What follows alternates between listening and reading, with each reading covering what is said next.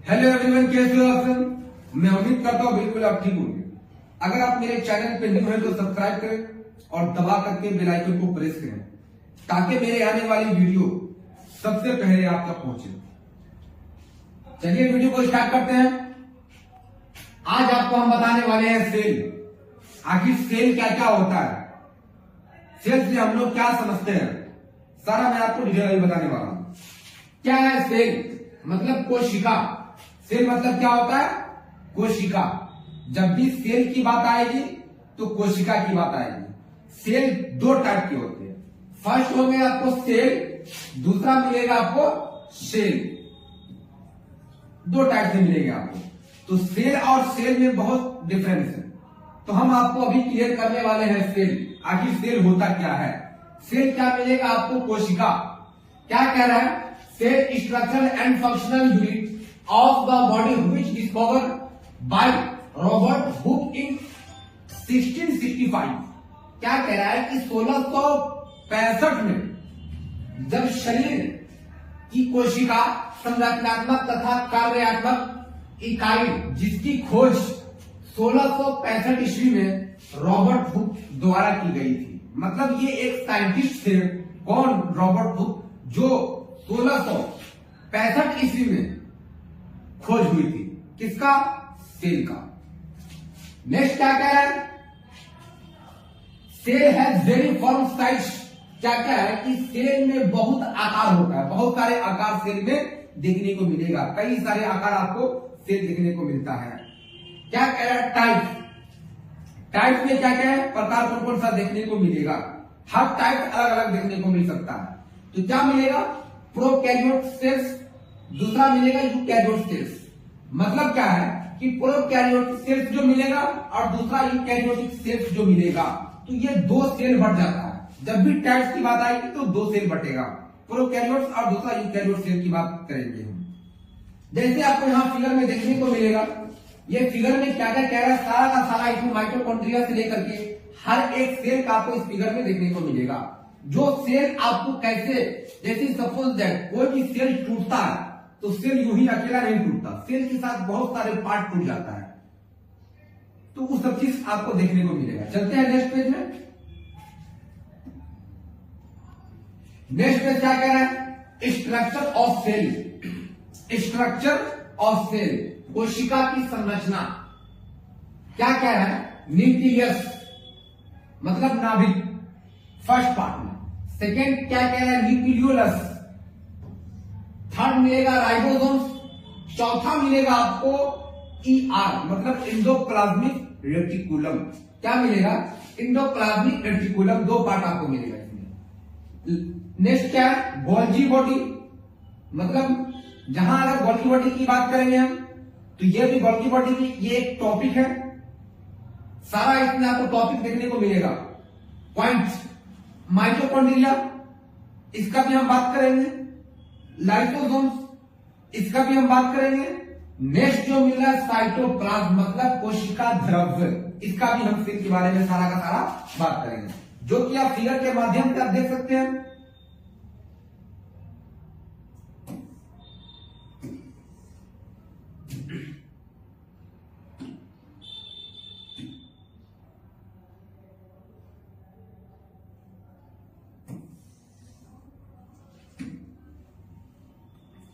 सारा का सारा आपको सेल मिलेगा देखने को। ये पूरा का पूरा सेल बना हुआ है। हर एक सेल अपने अपने हिसाब से काम करता है। राइबोसोम्स क्या करेगा, माइटोकॉन्ड्रिया क्या करेगा, ये सब सेल अपने अपने हिसाब से चलता है। चलिए चलते हैं नेक्स्ट पेज पे। नेक्स्ट पेज क्या कह रहा है? राइबोसोम्स। अब राइबोसोम्स की बात करेंगे। Ribosomes formation done in cell nucleus, it is made by associated RNA and protein. क्या मिलेगा कि कोशिका न्यूक्लियोलस में राइबोसोम्स का निर्माण होता है। यह संबंध RNA और प्रोटीन द्वारा बनाया जाता है। मतलब क्या है कि RNA प्रोटीन नामक का एक नाम है जो उसके द्वारा बनाया जाता है, प्रोटीन। नेक्स्ट लाइन क्या कह रहा है? This ribosomes made up two subunit. क्या मिलेगा इसमें कि इस राइबोसोम्स ने दो सब यूनिट्स बनाए, दो टाइप्स आपको यहां देखने को मिलेगा। नंबर 1 क्या है, लार्ज सब यूनिट, जो कि आपका डाउन शेप स्ट्रक्चर टाइप का होगा। नेक्स्ट क्या है, स्मॉल सब यूनिट, जो आपका कैप शेप स्ट्रक्चर टाइप का देखने को मिल सकता है। तो इसमें ये सारा का सारा है। अब हम फिगर के अकॉर्डिंग चलते हैं। फिगर में क्या कह रहा है,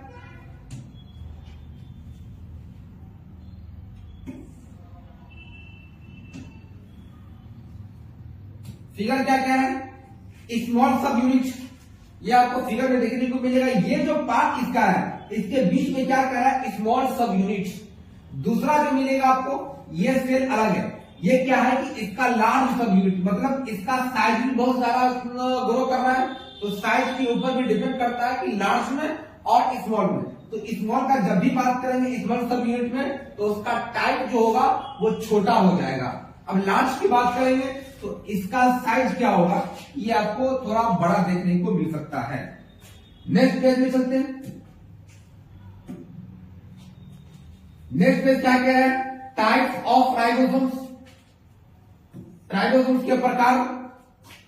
क्या कह रहा है, 70S prokaryotic cell, 80S eukaryotic cells, दो टाइप्स मिलेगा।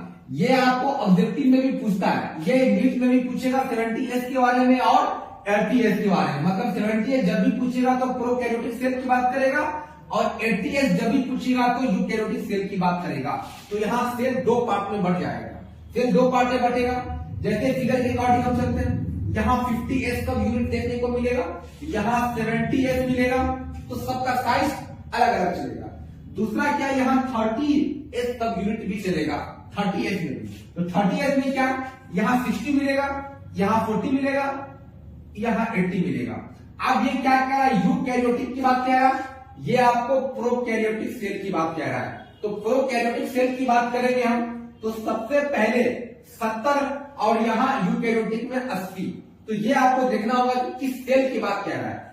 अगर आपको प्रोकैरियोटिक सेल की बात करें या तो यूकैरियोटिक सेल की बात करें, तब जाकर के आप इस सेल को बना सकते हैं।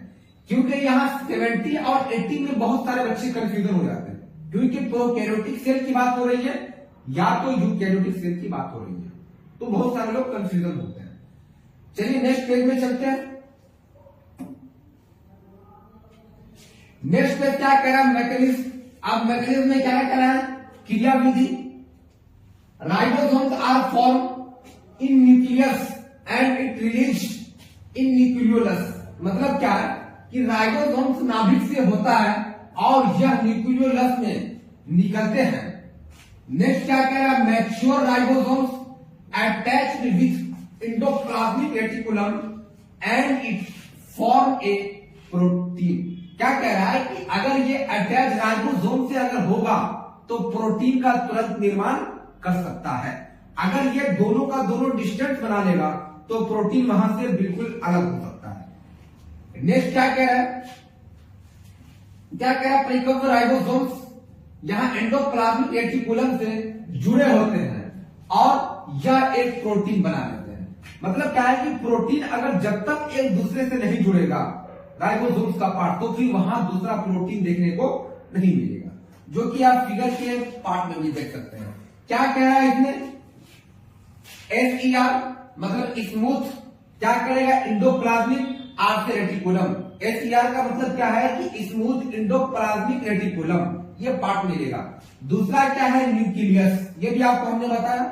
नेक्स्ट क्या है, RER, आर से रफ, ई से एंडोप्लाज्मिक, आर से रेटिकुलम देखने को मिलेगा।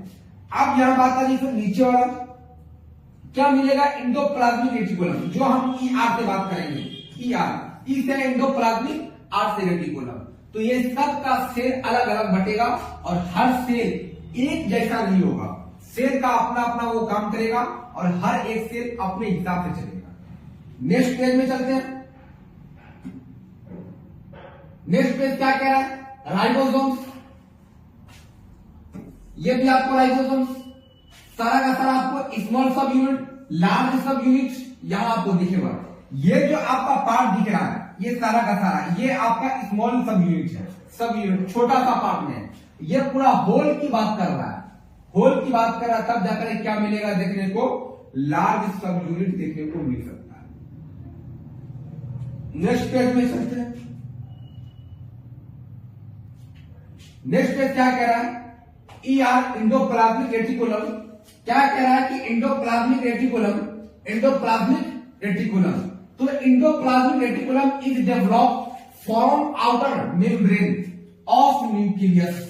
क्या कह रहा है, इंडोप्लाज्मिक रेटिकुलम नाभिक की बाहरी झिल्ली से विकसित होता है। मतलब क्या है कि जैसे अगर हम एक्सटर्नल की बात करें और इंटरनल की बात करें, तो इंटरनल जो होता है वो अंदर की ओर होता है, और जो एक्सटर्नल जो होता है वो क्या होता है, बाहर की ओर होता है। तो बाहर की ओर क्या कह रहा है कि अगर यहाँ बाहरी झिल्ली से विकसित हो जाता है, तो फिर जैसे स्किन की हम बात कर रहे हैं, स्किन के लेयर की बात कर रहे हैं, वो लेयर में क्या होगा, सपोज दैट हेयर आ जाना, तो वो क्या है, एक टाइप का वो झिल्ली।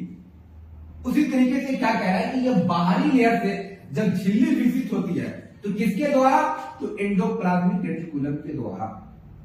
नेक्स्ट क्या कह रहा है, types of endoplasmic reticulum, endoplasmic reticulum के प्रकार। अब इसके प्रकार क्या क्या देखने को मिलेगा, आर अभी हमने आपको बताया। नेक्स्ट क्या है, रफ एंडोप्लाज्मिक रेटिकुलम। क्या कह रहा है, आर किसी न किसी एंडोप्लाज्मिक रेटिकुलम के साथ जुड़ा होता है। क्या होता है, किसी भी एंडोप्लाज्मिक रेटिकुलम के साथ जुड़ा होता है। आर से रफ, ई से एंडोप्लाज्मिक, आर से रेटिकुलम। क्या नेक्स्ट क्या कह रहा है, SER मतलब स्मूथ इंडोप्लाज्मिक रेटिकुलम।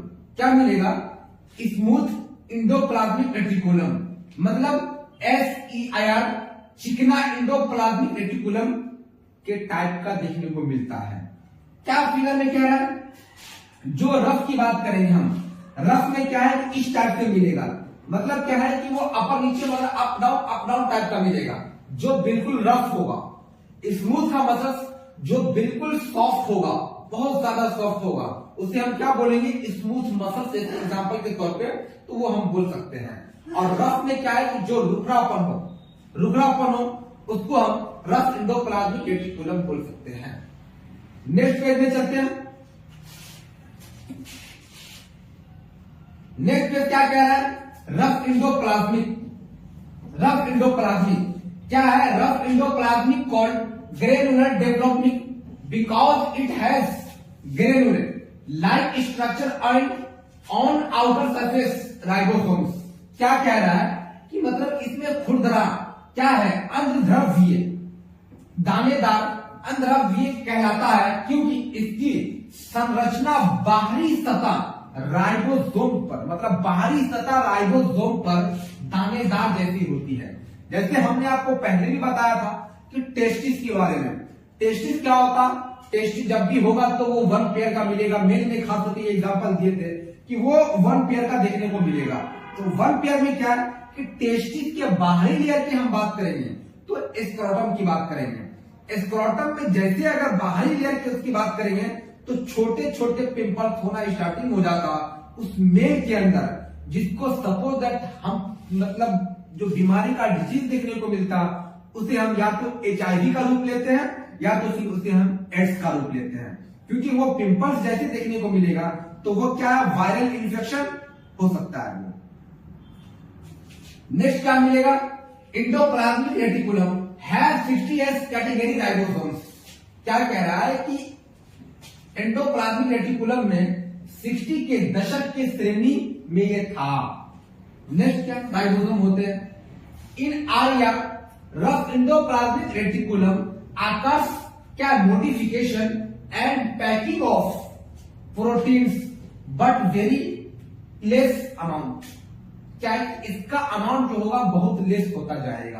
क्या कह रहा है कि आरईआर में प्रोटीन का संशोधन और पैकिंग भी होता है, लेकिन बहुत अधिक मात्रा में होता है। बहुत ज्यादा हाई मात्रा में वो होगा तो वो नुकसान भी हो सकता है। नेक्स्ट चलते नेक्स्ट पेज में।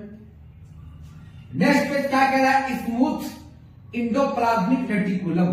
क्या कह रहा है, चिकना इंडोप्लाज्मिक रेटिकुलम बहुत ज्यादा स्मूथ होगा। जैसे स्मूथ मसल्स की बात हमने कहा, क्या मिल रहा है कि smooth endoplasmic reticulum its surface is very smooth so it is called a smooth endoplasmic reticulum. क्या कह रहा है कि चिकना इंडोप्लाज्मिक रेटिकुलम, इसकी सतह बहुत चिकनी होती है, जो लेयर जो होगा वो बहुत ज्यादा स्मूथ होगा, बहुत ज्यादा वो सॉफ्ट होगा, इसीलिए इसे एक चिकनी इंडोप्लाज्मिक रेटिकुलम कहा जाता है। क्या कह रहा है कि जैसे अगर एसईआर की बात होगा तो एस से स्मूथ इंडोप्लाज्मिक रेटिकुलम, तो वो बहुत ज्यादा सॉफ्ट होता, बहुत ज्यादा वो स्मूथ होता है। नेक्स्ट क्या है, inside of smooth endoplasmic reticulum present vessels. क्या कह रहा है कि चिकनी इंडोप्लाज्मिक रेटिकुलम के अंदर क्या पुटिकाओं को प्रस्तुत करता है। सारा का सारा लेवल अब उसी के बेसिस पे बैठे जो स्मूथ की बात करेंगे, स्मूथ इंडोप्लाज्मिक रेटिकुलम की बात करेंगे। नेक्स्ट क्या कह रहा है, in this vesicle proteins are packed. मतलब क्या है कि इसमें पुटिका प्रोटीन को पैक किया जा सकता है, मतलब पैक कर दिया जाता है प्रोटीन। नेक्स्ट पेज में देखते हैं, नेक्स्ट पेज क्या कह रहा है, फंक्शन ऑफ ईआर। फंक्शन क्या है, function of ER endoplasmic reticulum. ER का फुल फॉर्म जब भी होगा तो इंडोप्लाज्मिक रेटिकुलम। क्या कह रहा है, endoplasmic reticulum work as transport system. Transport system, तो इंडोप्लाज्मिक रेटिकुलम परिवहन प्रणाली के रूप में काम करता है। क्या है, परिवहन प्रणाली के रूप में ये काम करता है। नेक्स्ट क्या मिलेगा, it is also help formation of proteins. क्या है कि टीआई प्रोटीन के निर्माण में भी मदद करता है। जहां अगर टीआई की बात करेंगे तो ये क्या चीज में, प्रोटीन में मदद करेगा। नेक्स्ट मिलेगा, it release a Ca plus, मतलब कैल्शियम की बात करेगा, कैल्शियम आयन से ड्यूरिंग द मसल्स। क्या है, इसमें मांसपेशियों के दौरान एक Ca और आयन जारी किया जा सकता है। अब कैल्शियम की बात है कि तो सबसे पहले बोन की बात करेंगे। बोन में क्या है कि जब तक बोन का सारा पार्ट वीकनेस होने का सबसे जिम्मेदार क्या होता, वो कैल्शियम हो जाता है। क्योंकि कैल्शियम अगर जहां बॉडी से खसका तो आपका बोन धीरे धीरे कटकटाहट की आवाज स्टार्टिंग हो जाएगा, और वो बोन धीरे धीरे लेस देन, मतलब उसका सारा बोन जो होगा वो कमजोर होता चला जाएगा। नेक्स्ट पेज में चलते हैं। नेक्स्ट पेज क्या कह रहा है, गोल्गी बॉडी की बात करेंगे आप, तो Golgi body is just attached to the endoplasmic reticulum. क्या कह रहा है, गोल्गी शरीर सिर्फ इंडोप्लाज्मिक रेटिकुलम से जुड़ा हुआ है, सिर्फ इंडोप्लाज्मिक रेटिकुलम से वो पार्ट जुड़ा हुआ है। नेक्स्ट क्या है, Golgi body take vessels and modify and packed a proteins. क्या है, गोल्गी शरीर पुटिका लेता है और संशोधित कर देता है, मतलब वो लेगा भी तो उसको संशोधित भी कर देता है। नेक्स्ट क्या मिलता है, प्रोटीन प्लस शुगर, जिसको हम ग्लाइकोलिपिड बोलते हैं। क्या, प्रोटीन प्लस शुगर, ये दो मिलकर के क्या, ग्लाइकोलिपिड। आप प्रोटीन प्लस लिपिड की बात करेंगे तो इसे हम क्या बोलेंगे, लिपोप्रोटीन्स बोलेंगे। दो ये आपको, ये केमिस्ट्री में भी आपको देखने को मिलेगा। क्या मिलेगा कि प्रोटीन प्लस लिपिड की बात आ रही है, तो प्रोटीन जब भी मिलेगा तो उसके साथ क्या होगा, लिपिड। तो दोनों को मिलाकर के हम लिपोप्रोटीन की बात करेंगे। जैसे आप फिगर में भी यहां देख सकते हैं, फिगर में क्या कह रहा है,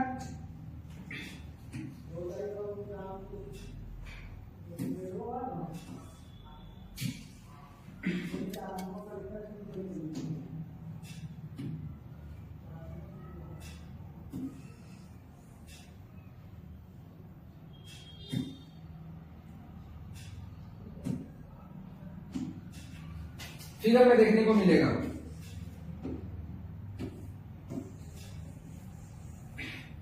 फिगर में क्या है, न्यूली फॉर्मिंग वेसल्स, ये एक टाइप का मिलेगा।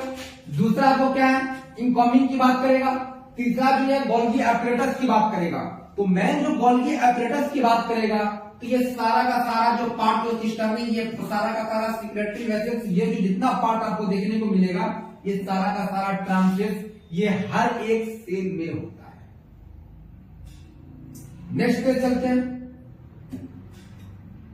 नेक्स्ट पे क्या कहा, लाइसोसोम्स। अब क्या करें lysosome? Lysosome are spherical cell like structure, it is developed from the vesicles. क्या है? लाइसोसोम्स गोलाकार थैली जैसी संरचना होती है, मतलब ये राउंड शेप में होगा, थैली जैसी संरचना देखने को मिलेगा। इसे पुटिका से विकसित किया जाता है। नेक्स्ट देखते हैं, lysosome are produce many digestive enzymes as, मतलब लाइसोसोम जो कई पाचन एंजाइम का उत्पादन कर देता है या करते हैं। एंजाइम्स में बहुत सारा डाइजेस्टिव सिस्टम जिसका डिसऑर्डर फंक्शन काम करता, उस वक्त ये सब सिचुएशन देखने को मिलेगा। क्या कह रहे हैं? न्यूक्लियस की बात कर रहे हैं। नेक्स्ट क्या है? फॉस्फेटेज की बात है। नेक्स्ट क्या है? लाइकेज की बात है। उसके बाद देखने को मिलेगा प्रोटीएज की बात करेगा। नेक्स्ट मिलेगा जो आपको ग्लाइकोसिडेज की बात करेगा। जहां ग्लाइकोसिडेज की बात करेगा तो ये सब पार्ट आपको इस सेल में देखने को मिलेगा, सारा का सारा लाइसोसोम में देखने को मिलेगा। नेक्स्ट पे चलते हैं। नेक्स्ट पे क्या कह रहा है? Plasma membrane. Plasma membrane, plasma membrane is also called cell membrane. It is made of phospholipids and it separates cells organelles from outer environment। क्या है कि प्लाज्मा झिल्ली को कोशिका झिल्ली भी कहा जाता है। यह फॉस्फोलिपिड से बना होता है और यह बाहरी वातावरण से झिल या सेल ऑर्गेनल के वो अलग कर देता है।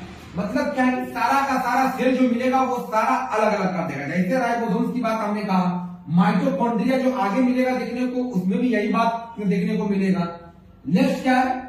It is selectively permeable membrane which allow, क्या? Selective molecule to enter in cell. क्या है? यह चुनिंदा क्या मिलेगा? परमाणु झिल्ली है जो चयनात्मक अणु को कोशिका में प्रवेश करने की अनुमति देती है। मतलब क्या है कि ये सारा का सारा सेल जो है इस फिगर के अकॉर्डिंग आपको देखने को मिलेगा कि जब तक अगर अनुमति नहीं देगा इस सेल में एंट्री नहीं मार सकता। आज आपको हम बताने वाले हैं नर्वस सिस्टम। आखिर नर्वस सिस्टम क्या क्या होता है, कैसे काम करता है ये।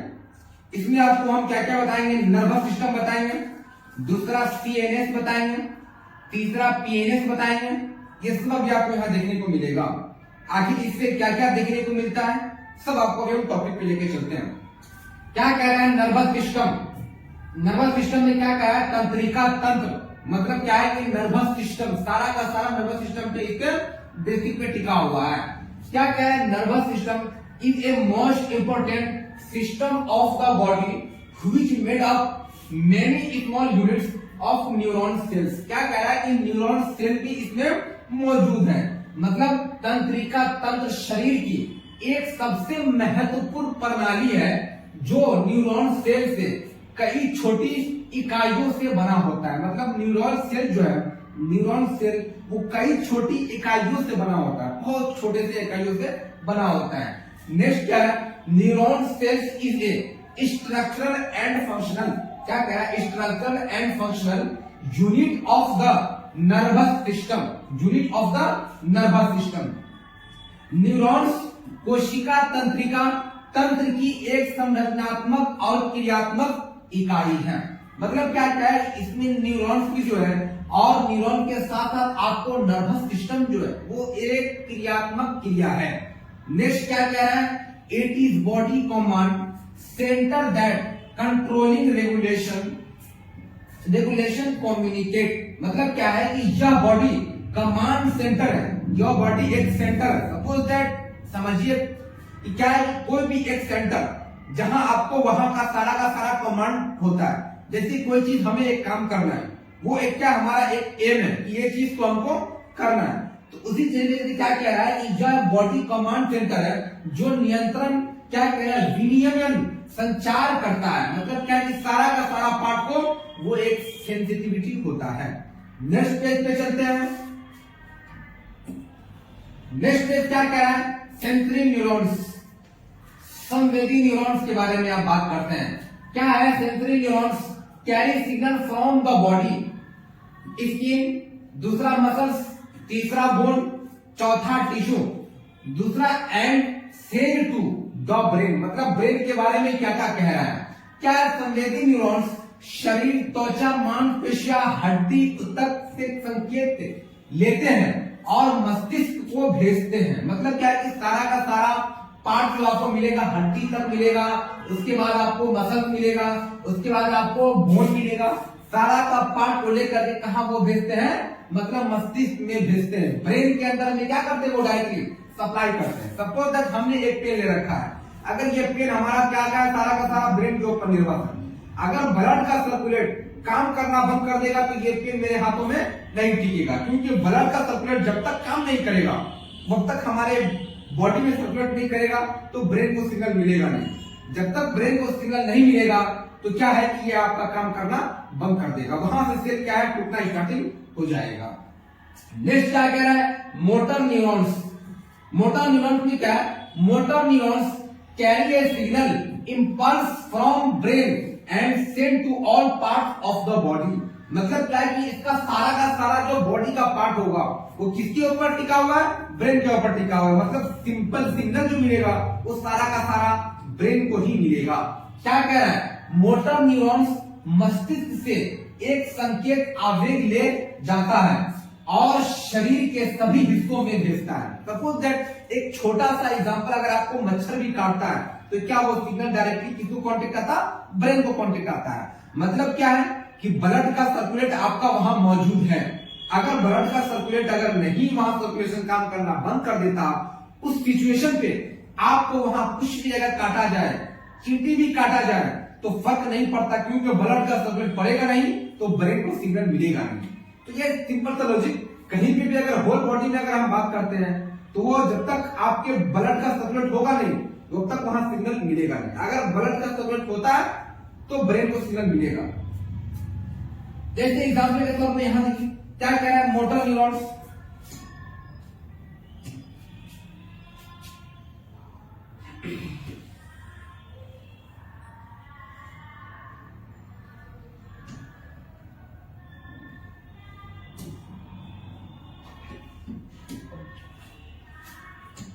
क्या कह रहा है, मोटर न्यूरॉन्स सारा का सारा पार्ट आपको देखने को मिल रहा है। इसमें भी है ये सेल बॉडी, ये एक्सॉन, ये सब आपको 11th में पढ़ना होता है। ये सब 11th में दे रखा हुआ है। मतलब क्या, सेल बॉडी कैसे काम करता है, एक्सॉन कैसे काम कर सकता है, यहाँ न्यूरॉन कैसे काम कर सकता है, ये सब आपके 11th में टॉपिक में दिया हुआ है। अभी हम मोटर न्यूरॉन्स की बात करते हैं। ये मोटर न्यूरॉन्स की सारा का सारा सिग्नल किधर, अपोजिट डायरेक्शन दिखा रहा है। इसका जो ग्राफिकल रेशियो वो अपोजिट डायरेक्शन वो फिगर में दिखाता है कि इस तरीके से आपको होता। तो एक्सॉन के बारे में ये हम पूरा 11th में पढ़ेंगे और देखने को मिल सकता है वहां टॉपिक। नेक्स्ट पेज में चलते हैं। नेक्स्ट पेज क्या कह रहा है, टाइप्स ऑफ नर्वस सिस्टम। मतलब तंत्रिका तंत्र के प्रकार, क्या क्या प्रकार हो सकते हैं। CNS, central nervous system. Central nervous system में क्या क्या मिलेगा, कि सेंट्रल नर्वस सिस्टम CNS, केंद्रीय तंत्रिका तंत्र। अब इसमें क्या है, ब्रेन, ब्रेन में क्या है, मस्तिष्क, क्या मिलेगा देखने को, मस्तिष्क। दूसरा स्पाइनल कोड, मेरुरज्जु, ये भी देखने को मिलेगा। तीसरा है PNS, PNS जो मिलेगा आपका पेरिफेरल नर्वस सिस्टम। PNS में देखने को, हम दूसरा बात करते हैं PNS, पेरिफेरल नर्वस सिस्टम। अब पेरिफेरल नर्वस सिस्टम में क्या है, कह रहा है PNS, परिधीय तंत्रिका तंत्र, मतलब सबका एक लेवल बना हुआ। अब सबसे पहले CNS की बात करते हैं। नेक्स्ट क्या मिलेगा, सोमैटिक मोटर नर्वस सिस्टम, मतलब दैहिक मोटर तंत्रिका तंत्र, ये भी देखने को मिलेगा। उसके बाद क्या है, ऑटोनोमस नर्वस सिस्टम, स्वायत्त तंत्रिका तंत्र, ये सब देखने को मिलेगा। अब हम इससे बात करते हैं CNS, सेंट्रल नर्वस सिस्टम। मतलब क्या है कि सारा का सारा आपका ब्रेन पे काम करेगा। सपोज दैट अगर कोई पेपर आपके हाथ में है या तो यदि पेन है तो ये चीज सारा का सारा किस पे काम कर रहा है, एक ब्लड के सर्कुलेट पे काम कर रहा है। अगर ब्लड का सर्कुलेट नहीं हो, ब्लड का सर्कुलेट काम करना बंद कर दे, उस सिचुएशन पे क्या है कि ये आपको सिग्नल नहीं मिलेगा और ब्रेन जो है वो काम करना बंद कर देगा। दूसरा क्या है, PNS, पेरिफेरल नर्वस सिस्टम, इसको हम आगे डिफाइन करते हैं। नेक्स्ट पेज में चलते हैं। नेक्स्ट पेज क्या कह रहा है, सोमैटिक नर्वस सिस्टम मतलब दैहिक तंत्रिका तंत्र। क्या है, somatic nervous system is a part of the peripheral nervous system which can take an information both type of neurons, sensory neurons and motor neurons। मतलब क्या है कि सेंसरी न्यूरॉन्स और मोटर न्यूरॉन्स दोनों देखने को मिलेगा। इसमें क्या है, दैहिक तंत्रिका तंत्र परिधीय तंत्रिका तंत्र का एक हिस्सा है जो दोनों प्रकार के न्यूरॉन, संवेदी न्यूरॉन्स और मोटर न्यूरॉन्स की जानकारी ले सकता है। मतलब क्या है कि ये दोनों का दोनों जो मिलेगा आपको वो न्यूरॉन्स के थ्रू पे और दूसरा मोटर न्यूरॉन्स के थ्रू पे, ये दोनों यहां देखने को मिलेगा। अगर ये आपके बॉडी में सिग्नल काम करना बंद कर देता है तो सारा का सारा सेल क्या करेगा, वहां से तोड़ना स्टार्ट कर देगा और आपको वो सिग्नल नहीं पहुंचेगा जो सिग्नल ब्रेन के थ्रू में पहुंचना चाहिए था। तो ब्लड काम नहीं करेगा तो सारा का सारा सेल आपका जो ही डैमेज हो जाएगा। नेक्स्ट क्या कह रहा है, the somatic nervous system made up a nerves which are connected to the skin, sensory organs and skeletal muscles। क्या है इसमें कि दैहिक तंत्रिका तंत्र एक तंत्रिकाएं बनाता है जो त्वचा, संवेदीय अंग और कंकाल की मांसपेशियों से जुड़ी होती है। मतलब क्या है कि सारा का सारा मसल्स लेयर जो है ना वो उससे जुड़ा होता है। सपोज दैट अगर पहले भेन की बात करते हैं, भेन के ऊपर लेयर की बात करेंगे तो मसल के ऊपर लेयर की बात करें तो हम स्किन की बात करेंगे। तो ये सब एक तंत्रिका से सब जुड़ा हुआ, हर एक पार्ट हर एक लेवल से जुड़ा हुआ है। नेक्स्ट क्या कह रहा है, somatic nervous system also control voluntary movement. इसमें क्या कह रहा है कि दैहिक तंत्रिका तंत्र स्वच्छकीय आंदोलन को भी नियंत्रित करता है। ये सब आपको देखने को मिलेगा जो कि आप फिगर में भी यहां देख सकते हैं।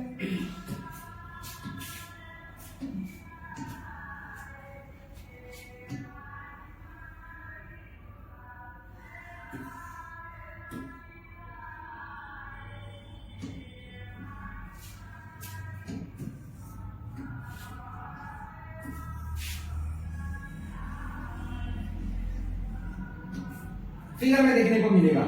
ये एक्सॉन आपको 11th में ही पढ़ना है, ये न्यूरॉन्स आपको 11th में पढ़ना है, ये सोमैटिक नर्वस सिस्टम ये भी आपको 11th में पढ़ना है जो भी हमने बताया।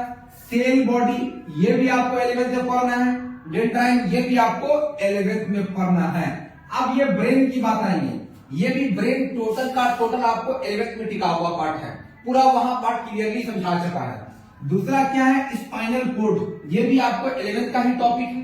नेक्स्ट मिलेगा movement control and sensory in spinal या पेन की बात करेंगे।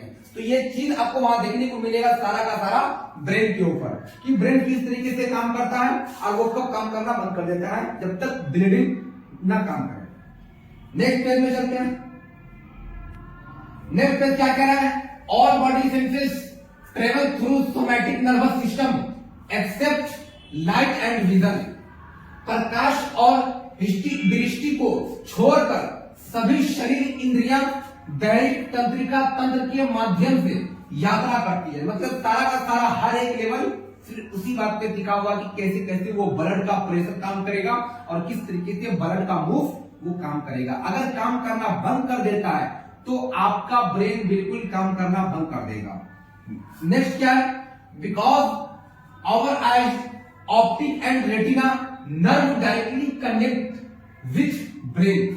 क्या है, क्योंकि हमारी आंखें ऑप्टिकल और रेटिना नर्व सीधे से दिमाग से जुड़ी होती है। सीधा क्या है, वो आंख का जो नस मिलेगा वो डायरेक्टली सीधा ब्रेन से जुड़ा होता है। इसीलिए वॉक करना बहुत जरूरी क्या होता है कि आपके बॉडी का ब्लड सर्कुलेट मूव करेगा। उस सिचुएशन पे क्या है कि ब्लड कहीं भी गांठ बन करके नहीं जमेगा। मसल्स में होता है बहुत सारे जगह पे जो भेड़ होता है ना वहां आपको गांठ बन जाता है और गांठ बनने के बाद क्या है कि वो ब्लड के प्रेशर को रोक देगा और वो रोकने के बाद क्या है कि उस एरिया को धीरे धीरे काम करना बंद कर देगा।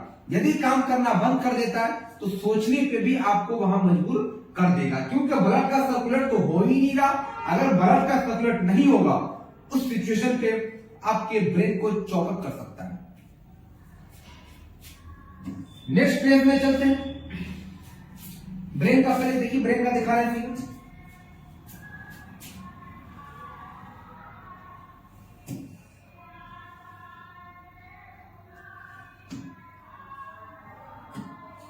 ब्रेन देखिए, इसकी लेयर है सेंसरी न्यूरॉन्स है। ये सारा का सारा पार्ट आपको क्या है, सेंसरी कॉर्टेक्स दोनों लेयर में, इससे दोनों का अटैच है सेंसरी कॉर्टेक्स का। यहां आपको medulla oblongata, CNS central nervous system, दूसरा जो मिलेगा पाथवे, ये सब एक लेवल से ब्रेन के ऊपर टिका हुआ रहता है। नेक्स्ट पेज में चलते हैं। नेक्स्ट पेज क्या कह रहा है, ऑटोनोमस नर्वस सिस्टम, मतलब क्या है, स्वास्थ्य तंत्रिका तंत्र। Autonomous nervous system direct control individually action of body. क्या है, स्वास्थ्य तंत्रिका तंत्र जो शरीर की और अनैच्छिक क्रियाएं को नियंत्रित करता है। मतलब क्या है कि सारा का सारा शरीर के लेवल को मेंटेन करके रखता है। नेक्स्ट क्या है, it control autonomically many process as respiration. Respiration में क्या मिलेगा कि heart beat, blood flow, digestion and so many. अब यहां सबसे बड़ी बात डाइजेशन क्या आता है। डाइजेशन क्या है कि जब तक आपको डाइजेशन अगर ठीक ठाक नहीं होता आपके शरीर का, तो क्या होगा कि सारा का सारा जो ब्लड का प्रेशर रहेगा, यही से बीमारी उत्पन्न देखने को मिलेगा। क्योंकि डाइजेशन अगर खत्म होता जाता है दिन ब दिन, तो वो आपको सारा का सारा सेल जो है ना, वो बॉडी का पार्ट सड़ना स्टार्ट कर देता है। क्या क्या है, यह श्वसन, दिल की धड़कन, रक्त प्रवाह, पाचन और इतने सारे के रूप में भी स्वचालित रूप से कई प्रक्रियाओं को नियंत्रित करता है। सबसे तो पहले रक्त के प्रवाह को मतलब मेंटेन करता है, जो ब्लड का प्रेशर लगातार मूव करता है उसको मेंटेन करता है। दूसरा क्या है, दिल की धड़कन, ये को भी मेंटेन करता है। अगर ब्लड का प्रेशर रुक जाएगा तो ये दिल की धड़कन को भी धीरे धीरे खत्म करता चला जाएगा। नेक्स्ट जो मिलेगा आपका पाचन तंत्र, डाइजेस्टिव सिस्टम। अगर डाइजेस्टिव सिस्टम खराब होता जा रहा है, उस सिचुएशन में भी क्या है कि आपके ब्लड प्रेशर को रोकेगा और रोकने के बाद सारा का सारा सेल को तोड़ने की कोशिश करेगा। उस वक्त आपके बॉडी का आधा से ज्यादा पार्ट डैमेज हो जाएगा। नेक्स्ट क्या कह रहे हैं, टाइप्स, मतलब क्या क्या प्रकार है इसमें। सिंपैथेटिक नर्वस सिस्टम, मतलब सहानुभूति तंत्रिका तंत्र। दूसरा क्या है, पैरासिम्पैथेटिक नर्वस सिस्टम, मतलब क्या है कि पैरासिम्पैथेटिक नर्वस सिस्टम का जो तंत्रिका तंत्र है। नेक्स्ट पेज में देखते हैं।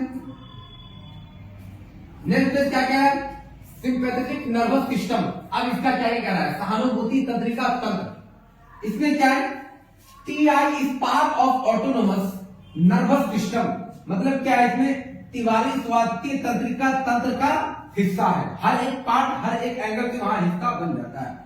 नेक्स्ट क्या है, it control many function of body like heart rate, blood pressure, digestion, urination and sweating. मतलब कि इसमें सारा का सारा यह शरीर के कई कार्यों जैसे हृदय गति। अब यहां सारा का सारा क्वेश्चन यहां फंसेगा, क्या है कि ये हार्ट रेट जो है ना, हार्ट चेंबर को सबसे पहले डैमेज करता है। क्योंकि यहां जो आप बात करेंगे सबसे पहले बीपी क्या है, बी के ब्लड, पी से प्रेशर। अब बीपी जो ब्लड प्रेशर जो होगा, यही से क्वेश्चन क्या है कि सारा का सारा ब्लड को एक बैग मारेगा तो पंपिंग मारेगा, या तो एक बैग मारेगा तो वो डाउन कर देगा। मतलब ब्लड के प्रेशर को कभी बढ़ा देगा तो तुरंत कभी घटा देगा। उस सिचुएशन में क्या है, रक्तचाप, पाचन, पेशाब और पसीने को नियंत्रित करता है। पेशाब और मतलब यूरिन जो पास आउट करते, उस सिचुएशन पे उसको भी कंट्रोल करता है। दूसरा पसीने को भी कंट्रोल करता है। नेक्स्ट क्या है, इट इज मेड अब 31 पेयर ऑफ स्पाइनल नर्वस। इसमें क्या है कि यह रीढ़ की हड्डी की नसों को 31 जोड़ी से बना होता है।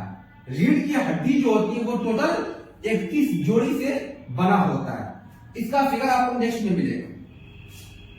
नेक्स्ट पेज में क्या है, sympathetic nervous system only work in emergency condition. सहानुभूति तंत्रिका तंत्र केवल आपातकालीन स्थिति में काम करता है। ये केवल इमरजेंसी में काम करेगा। अगर वो काम करना 31 का 31 काम करना बंद कर दे, उस सिचुएशन पे क्या है कि ये इमरजेंसी में आप काम करना स्टार्ट करता है। नेक्स्ट क्या कह रहा है, sympathetic nervous system active in danger condition, सहानुभूति तंत्रिका तंत्र खतरे की स्थिति में सक्रिय है। ये खतरे की स्थिति में उस सिचुएशन पे लगातार ये बना होगा। नेक्स्ट क्या है, in emergency condition this sympathetic nervous system increase heart rate and increase blood flow and deliver more oxygen. क्या है, आपातकालीन स्थिति में यह सहानुभूति तंत्रिका तंत्र हृदय गति को बढ़ाता है और रक्त प्रवाह को बढ़ाता है और अधिक ऑक्सीजन प्रदान करता है। सपोज दैट डायरेक्टली O2 की बात करेंगे हम, ऑक्सीजन, यदि ऑक्सीजन अगर कोई लेता है तो छोड़ता क्या है, CO2 carbon dioxide. Suppose that अगर एक मास्क पहनते हैं, मास्क, उस सिचुएशन पे क्या है कि हम जो O2 ऑक्सीजन जो लेते हैं और CO2 जो बाहर निकालते हैं, तो मास्क से क्या है कि कवरिंग हो जाता है, तो O2 जो हम लेते हैं उसी को फिर मास्क के अंदर छोड़ते हैं, क्या वो क्लियरली बाहर क्यों निकलता, नहीं निकलता। कुछ ऐसे एयर जो उसके अंदर है जो मास्क के अंदर बचा हुआ रहता है, फिर से हम उसको क्या करते हैं, दोबारा रिटाइट अंदर की ओर एब्जॉर्ब कर लेते हैं। तो ऑक्सीजन जो है वो प्योरली नहीं लेते, उसको हमने फिर से दोबारा रिटाइट करके जो CO2 जो कार्बन डाइऑक्साइड था उसको हमने फिर से दोबारा एब्जॉर्ब कर लिया। तो साथ में तो O2 आ ही रहा, बट वो पूरा का पूरा प्यूरिफाई नहीं है। क्या कह रहा है इसमें, ऑक्सीजन प्रदान करता है। नेक्स्ट पेज में चलते हैं। नेक्स्ट पेज क्या कह रहा है, पारासिम्पैथेटिक नर्वस सिस्टम तंत्रिका तंत्र। क्या है इसमें, parasympathetic nervous system autonomically work in normal condition. Parasympathetic तंत्रिका स्वचालित रूप से सामान्य परिस्थितियों में काम करती है। ये आराम से, इसका लेवल क्या होता है, ये बिल्कुल आराम से उस सिचुएशन में पारासिम्पैथेटिक जो होगा वो आराम से काम करेगा। नेक्स्ट क्या है, when our sympathetic nervous system work in dangerous condition after this our parasympathetic nervous system work and relax the body in normal. क्या है, जब हमारा सिंपी नर्वस सिस्टम खतरनाक स्थिति में काम करता है, मतलब क्या है, उस सिचुएशन में क्या होगा कि बहुत ज्यादा वो हाईली में काम करेगा, तो क्या है कि काम करता है तो इसके अलावा क्या मिलेगा, इसके बाद हमारा पारासिम्पैथेटिक नर्वस सिस्टम काम करता है और शरीर को सामान्य रूप से रिलैक्स कर देता है, मतलब बिल्कुल वो साइलेंट मोड में काम करेगा। जब तक अगर वो हाई लेवल होगा उस सिचुएशन में क्या मिलेगा, ये सिंपैथेटिक कंट्रोल हो जाएगा। नेक्स्ट क्या है, parasympathetic nervous system made up 12 pair of cranial. क्या मिलेगा, क्रेनियल नर्वस, मतलब पारासिम्पैथेटिक तंत्रिका तंत्र ने 12 जोड़ी कपाल तंत्रिकाओं को बनाया है। 12 जोड़ी को ये तंत्रिकाओं में बनाया है। नेक्स्ट पेज में चलते हैं। नेक्स्ट पेज क्या कह रहा है, फिगर में सारा का सारा आपको देखने को मिलेगा। सबसे पहले बात करते हैं, क्या पारासिम्पैथेटिक नर्वस की बात करें, इस सिचुएशन पे क्या है, सारा स्टिमुलेट मिलेगा, दूसरा स्लो मिलेगा हार्ट बीट, इस सिचुएशन में स्लो हार्ट बीट, दूसरा मिलेगा आपको कॉन्सेंट्रिक, तीसरा मिलेगा आपको स्टिमुलेट, ये भी स्टिमुलेट गॉल ब्लैडर की बात करेंगे। ये सब क्या है, लीवर की बात, यहाँ अगर लीवर की बात करेंगे, यहाँ स्टोमक की बात करेंगे, यहाँ लंग्स की बात करेंगे। ये सबके जो नॉर्मल देखने को मिलेगा वो heart chamber. Heart chamber rally केसों में अधिकतम पेशेंट जो होते हैं वहां फेल्योर देखने को मिलते हैं। क्या मिलेगा कि हार्ट चैम्बर जो है ना, ये इसमें हार्ट बीट लगातार बढ़ता जाएगा। उस सिचुएशन पे क्या है कि ब्लड का प्रेशर जो है ना, बीपी, ये तुरंत बढ़ाएगा और तुरंत कम कर देगा। यह पंपिंग मारने का बजाय रोक देगा और वहां से उस इंसान की डेथ हो जाती है। नेक्स्ट इधर में क्या कहेगा, इंक्रीज, क्या कह रहा है, हार्ट बीट। अब यहाँ आपको देखने को मिलेगा हार्ट बीट लो हो रहा, इधर में आपको मिलेगा मतलब हार्ट बीट क्या हो रहा है, तेजी बढ़ रहा है। दूसरा क्या है, इनहिबिट की बात करेंगे। तीसरा जो मिलेगा आपको डायलेट की बात करेंगे। हर एक लेवल से उधर का जो पार्ट जो मिलेगा वो बढ़ा हुआ रहता। अब स्टोमक की बात करते हैं। स्टोमक, अब खाना का पचाना यही काम करेगा। अगर जो चीज आप खाते हैं उसको 4 to 5 आवर में क्या करता है, ये स्टोमक डाइजेस्ट करता है, छोटे छोटे मॉलिक्यूल्स में तोड़ करके तब जाकर के ये पार्ट को पास करता है। अगर ये काम करना बंद कर दे तो आपका डाइजेस्टिव सिस्टम को बिल्कुल खराब कर देगा। उस सिचुएशन पे क्या है कि खाना खाइएगा बट पचेगा नहीं, तो यही सिचुएशन पे देखने को मिलेगा। सारे के सारे फिगर में आपको देखने को मिलेगा। लीवर जो स्टमक यहां था वो स्टमक यहां, बट यहां जो बिल्कुल प्यूरिफाई काम करता, यहां फंसा के रखे हुआ।